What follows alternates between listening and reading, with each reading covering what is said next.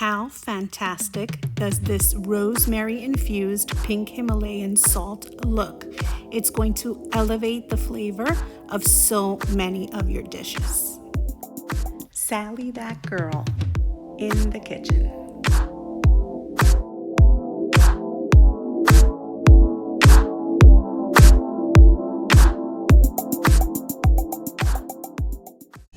Hi everyone, and welcome to another quick and easy short little episode of Sally, that girl, in the kitchen. Today I'm going to teach you how to elevate your flavors. So I recently made a video where I teach you how to make a spicy olive oil because I love to just drizzle that on so many different things. And I got to thinking, I am going to also teach you how to make my rosemary infused pink Himalayan salt. It is so simple, but it is a staple in my kitchen.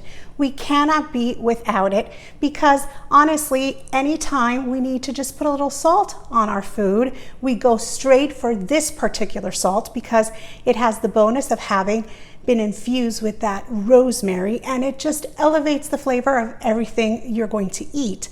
I actually had some friends over once and we served something super casual. We made like hot dogs and burgers and tater tots of all things.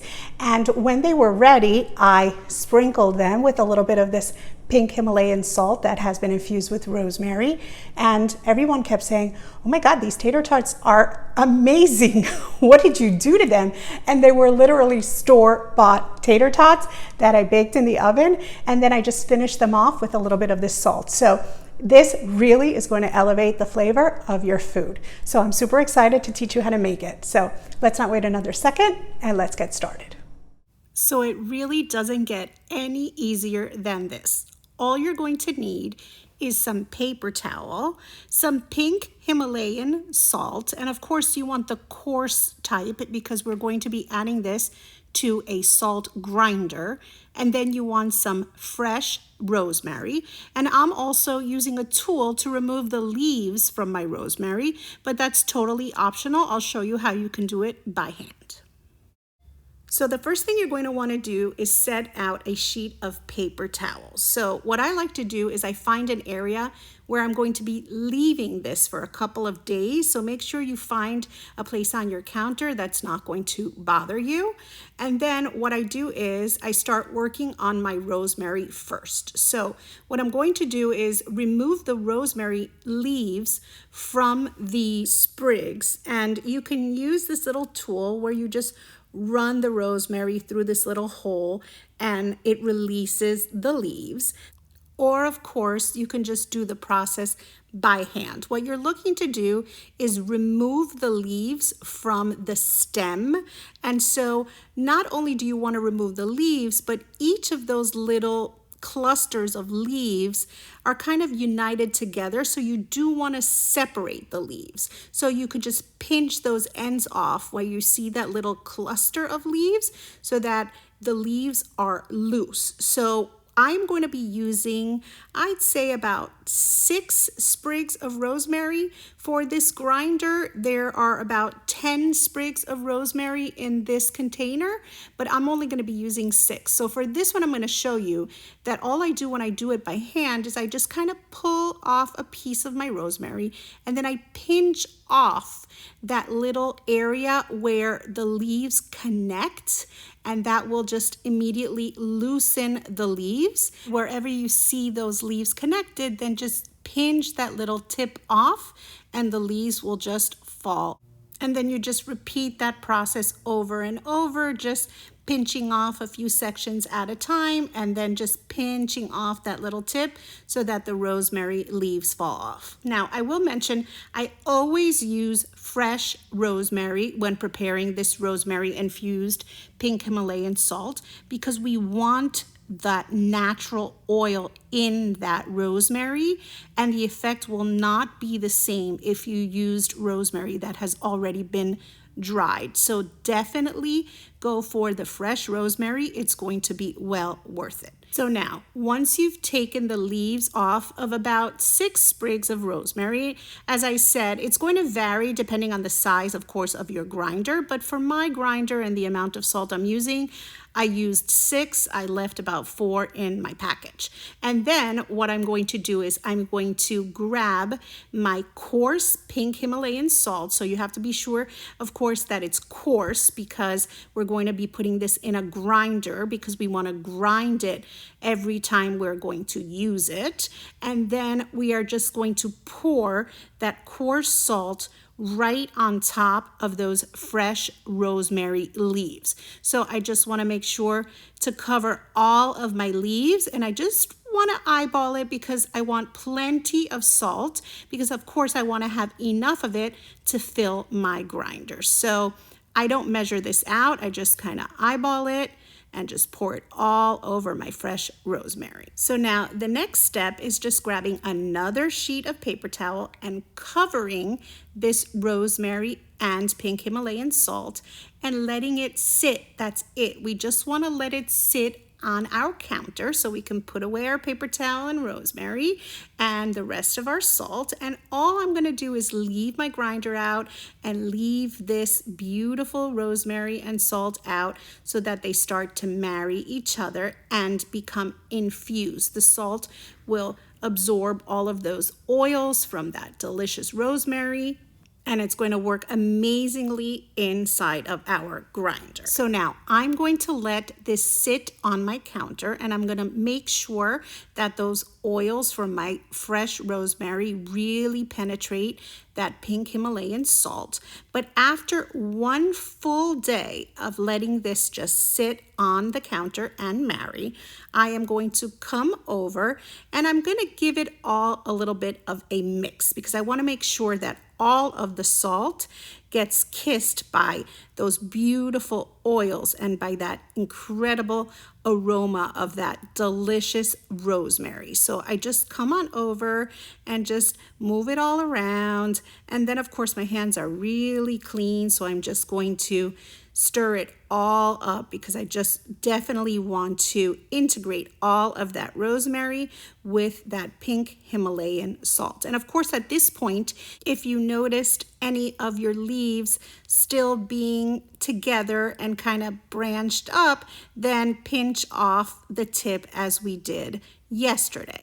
So now once you've given all of your salt and rosemary a nice stir and eliminated any little tip that still needed to be removed, then it's time to just cover this up and let it sit for another day. Now, the reason I do this is because that salt is going to really absorb all of the oil in this amazing fresh rosemary, and it's even going to transform it. It's going to start to get darker and it's going to dry our rosemary out. But what it's doing is it's pulling those oils into the salt. So now I'm just going to cover it up again and I'm going to let it sit for one more day. So now it's been 2 days and my rosemary infused pink Himalayan salt is pretty much ready for my grinder. And I'm going to show you the color has even changed. It's become much darker because the salt has pulled out all of those beautiful natural oils and it has become infused. It's been 2 full days. And now what I do is I just open up my grinder. And then of course, I'm gonna add this delicious pink Himalayan salt with all of that rosemary right into my grinder so that when I use this, it's going to grind up that coarse pink salt, but it's also going to grind up that rosemary. So it's a double effect. We have the beautiful oil infusing the salt, and we have those leaves right in there. So it is going to be absolutely divine when we use this over pretty much anything. So now I just secure my grinder with its lid, and my rosemary infused pink Himalayan salt is ready to go. Look at how absolutely gorgeous it looks.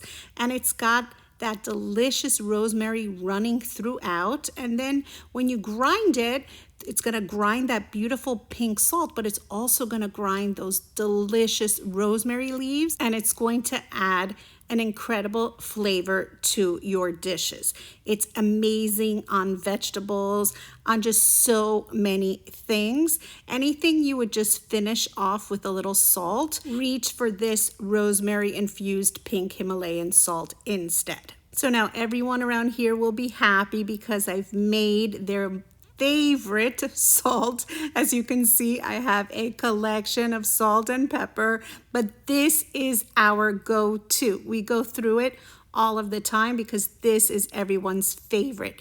It's delicious, it's aromatic, it's got that hint of extra flavor, and it's really going to elevate anything you prepare. Plus, it looks absolutely adorable on your counter, and when you bring it to the table, everyone is going to want to try it. So how easy was that? It honestly does not get any more simple, but it really does something special to your food. It's amazing on anything when you roast some vegetables or just pretty much anything that needs a little bit of like a finishing salt on top. It just gives it that extra little something, and people are wondering, why does this taste so amazing? Well, that is the secret. So it'll be our secret. Anyway, of course, I want to share all the knowledge I pick up with the world. So I don't want it to be our secret. I want you to share away. And of course, I love when you share my videos. So thank you so much for doing that. And of course, if you're not already subscribed to my channel, be sure to subscribe and to touch that little notification bell so that you get alerted every time I put up an amazing video. And sometimes they're quick and simple, but really the flavors are there. Trust me. No, better yet, don't trust me. You're going to have to try to make this recipe yourself. And of course, if you enjoyed today's recipe, don't forget to like, comment, and share. Feel free to share away with your friends. I find that so many people learn things in the kitchen as the years go by, and then they don't want to share that knowledge.